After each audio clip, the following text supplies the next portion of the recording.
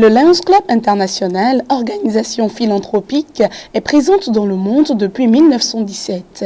Établie dans plus de 200 pays, elle compte à ce jour plus d'1,4 million membres qui œuvrent pour l'amélioration des conditions de vie de leur communauté, avec pour vision première d'aider au quotidien les couches les plus vulnérables. Les Lions sont des hommes et des femmes de toutes origines, sans distinction ethnique, politique ou religieuse. Depuis 39 ans, le premier club a vu le jour au Bénin, ce qui a favorisé la naissance des clubs Lions et a donné lieu à la création de districts, le district 403 à 4 Bénin. Mais le processus de création du district n'a pas été facile. Nous avons estimé que pour être proche de nos populations, il faudrait que chaque pays devienne district. C'est ainsi que le Bénin a pris l'initiative de devenir district. Pour devenir district, il faut au moins qu'il y ait une cinquantaine de clubs, 1250 membres. Et on surprend toujours, le Bénin surprend toujours à ce que, bon, ce petit pays-là, en face des grands pays, grands pays tels que la Côte d'Ivoire, le Sénégal, et autres, économiquement parlant, le Cameroun et tout le reste, le Congo, le Bénin a su s'organiser pour remplir ces conditions et devenir district. C'est ainsi que nous sommes séparés de nos pays de l'Afrique de l'Ouest et nous sommes devenus districts. Et le Burkina nous a rejoints et nous sommes donc les deux pays qui sommes les précurseurs de cette nouvelle entité, chaque pays district. Mais les autres pays peinent, c'est pas facile. Il faut noter que le Lions Club International est une association très structurée dont les marches de la hiérarchie se gravissent les unes après les autres. La première des hiérarchies, bon, vous êtes dans un club, vous pouvez être chef de protocole, secrétaire du club, président du club, trésorier du club avant d'être président du club. À partir de la présidence du club, vous commencez par monter dans la hiérarchie. Vous êtes appelé donc à devenir président de zone. Président de zone, ça veut dire que vous êtes responsable de plusieurs clubs, un minimum de 5 à 8 clubs, et vous passez à la région. Aujourd'hui, la région se dit, bon, on se pose la question à savoir est-ce que c'est encore d'une grande utilité. C'est aussi important parce que ça englobe plusieurs zones. Et à partir de là, on commence par voir en vous si vous avez la capacité d'un leader. Le leadership, pour pouvoir couvrir et pouvoir diriger certains de vos collègues, vos amis. Et une fois que vous avez franchi donc ce cap de président de région, vous allez, on vous fait élire, on vous propose pour qu'on vous fasse élire en tant que vice-gouverneur, puis après gouverneur. La hiérarchie, quand vous atteignez ce titre-là, elle vous reste à vie. On fait référence à vous pour tous les problèmes d'actualité. Donc vous êtes obligé aussi de vous mettre à jour et de savoir exactement comment les choses se passent. Certes, les membres de l'organisation épousent tous une même vision de service, mais le choix est laissé à chaque club, selon sa zone d'appartenance, d'orienter ses actions vers les besoins de sa communauté, tout en restant fidèle au principe du lionisme, d'où l'idée du parcours de service. Nous n'avons pas l'habitude, par exemple, avant d'aller réaliser nos œuvres, de faire l'évaluation des besoins sur le terrain. Nous n'avons pas l'habitude de nouer des partenariats locaux. C'est-à-dire, aujourd'hui, nous avons d'autres clubs services qui sont là. Pourquoi ne pas aller avec ces clubs? Ce n'est pas une concurrence. On n'a pas l'habitude de le faire. Nous n'avons pas l'habitude de beaucoup communiquer. Nous n'avons pas l'habitude de demander le soutien des pouvoirs publics. Nous n'avons pas l'habitude de solliciter l'intervention de notre fondation pour nous accompagner dans la mise en œuvre de nos activités de service. Nous n'avons pas l'habitude de rapporter nos activités de service sur les différents sites pour renforcer notre visibilité. Donc on a fait tout ce constat, on a vu que vraiment, il y a eu tellement de tâtonnements dans la mise en œuvre de nos activités de service. Donc il va falloir structurer tout ça et nous orienter de manière à ce qu'on soit plus efficace et qu'on impacte beaucoup plus nos communautés. Et c'est ça en fait le parcours de service. Le parcours de service, ce n'est pas un concept nouveau. C'est juste une dénomination qui est récente, mais c'est une nouvelle manière de nous réorienter par rapport à la mise en œuvre de nos activités de service. Et quand vous arrivez dans l'association, vous enlevez votre manteau de secte ou de quoi que ce soit, vous arrivez, nous parlons uniquement humanitaire, nous ne parlons pas de religion, nous ne parlons pas de politique. Donc, nous sommes entre amis et ce qui nous réunit, ce sont les œuvres. Comment faire pour que les habitants de notre société puissent avoir une meilleure qualité de vie? Ce parcours de service comporte essentiellement 4 phases. Il y a la première phase qui est la phase apprendre. Nous devons apprendre dans chacun de ces 5 domaines prioritaires des causes mondiales. Et une fois qu'on est informé, c'est-à-dire si nous voulons par exemple initier une activité dans le domaine de la vue, nous devons savoir de quoi cela redonne, quel est le contenu.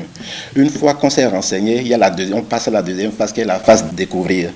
La phase découvrir nous permet de mettre en place notre plan d'action avec nos objectifs stratégiques. Maintenant, on finit de mettre en place le plan. Maintenant, il faut le mettre en œuvre. Une fois que vous mettez en place le plan, vous devez pouvoir agir. Et c'est la troisième phase. La troisième phase, c'est la phase agir. Et avec la phase agir, il y a les stratèges de notre association qui ont mis à notre disposition un certain nombre de ressources, une boîte à outils, et grâce auxquelles nous pouvons réaliser, c'est-à-dire ça nous donne des idées de projets, grâce auxquelles nous pouvons initier ces activités au profit de nos communautés. Et il y a la dernière phase qui est la phase célébrée. On célèbre nos accomplissements pour nous rendre un peu plus visibles. À la célébration du centenaire en 2017, le Lions Club International a établi un nouveau plan de service dans 5 domaines d'action encore appelés causes mondiales. La lutte contre le diabète, la préservation de la vue, le cancer infantile, la lutte contre la faim et la préservation de notre environnement. Donc nous avons recentré les actions des Lions pour qu'ils s'inscrivent dans ce cadre, malgré que chaque peuple a ses spécificités, chaque pays a ses spécificités. Nous avons tous à œuvrer dans ces domaines d'intervention qui nous sont prédéfinis pour un meilleur service aux populations. Ces domaines ne doivent pas nous faire oublier nos objectifs de service en tant que Lion. Chaque club a ses objectifs de service. On nous demande de servir prioritairement dans ces 5 domaines, sans oublier, sans mettre de côté nos propres objectifs de service dans nos clubs.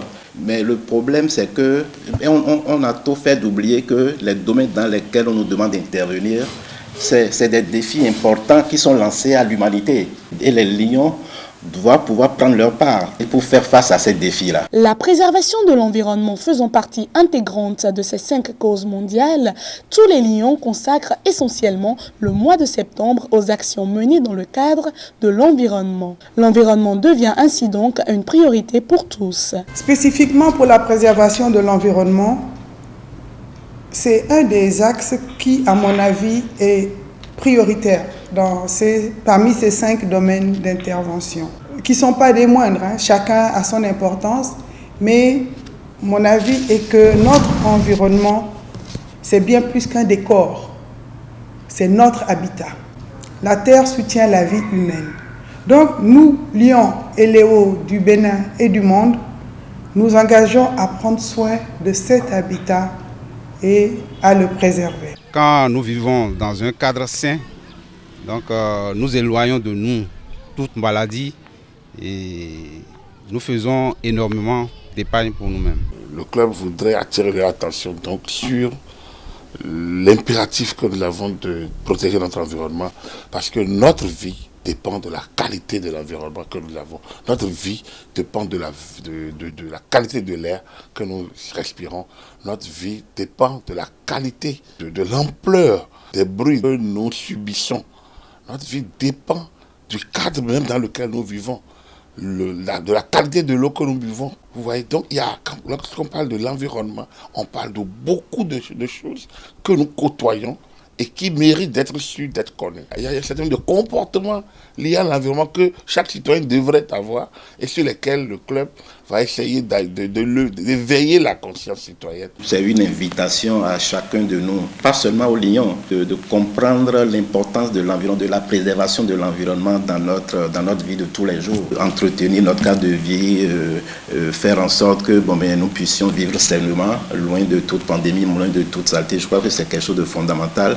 En ce sens, le club Cotonou-Doyen appartenant à la zone 11 du district 403 à 4 a sacrifié à cette tradition du Lions Club international le 27 septembre 2020 en participant à une activité de salubrité à l'Étoile Rouge.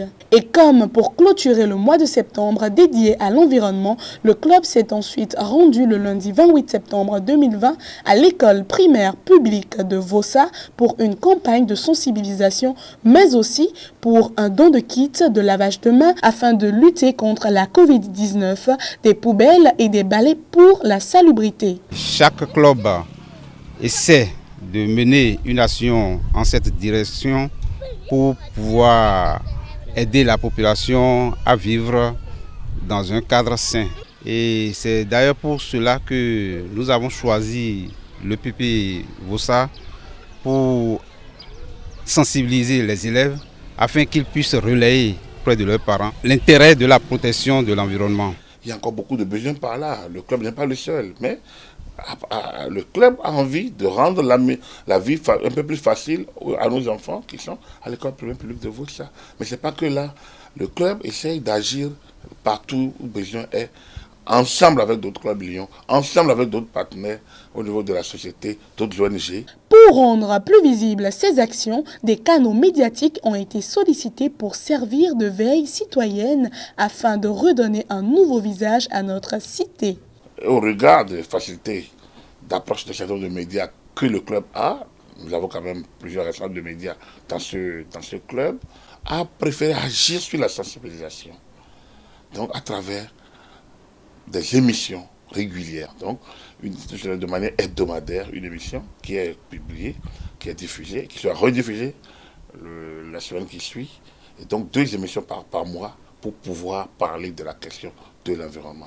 L'exemple est porteur, et si nous communiquons en partenariat avec nos télés, nos radios, notre presse écrite, et que nous communiquons sur ce que nous réalisons, sur les actions qui se font dans un secteur et que la population voit ce qui est réellement réalisé, je pense que notre rêve, notre espoir, qui est d'obtenir des acteurs de la société civile un accompagnement pour la réalisation de nos actions bénévoles sur le terrain, sera acquis. Nous avons besoin de l'accompagnement de la presse pour nous faire connaître, pour montrer ce qui est réalisé effectivement par les Lions de par le monde. En plus de sa mission de protection de l'environnement, le domaine de la santé n'est pas occulté par le Lions Club.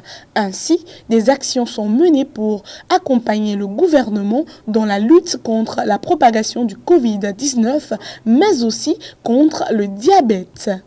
Pour essayer d'atténuer, un tant soit peu, les besoins primaires de nos sociétés. Nous intervenons dans tous les domaines. Les clubs sont en train d'offrir les éléments, les kits pour soit les masques, soit les citernes pour se laver les mains, etc. Ils en offrent partout.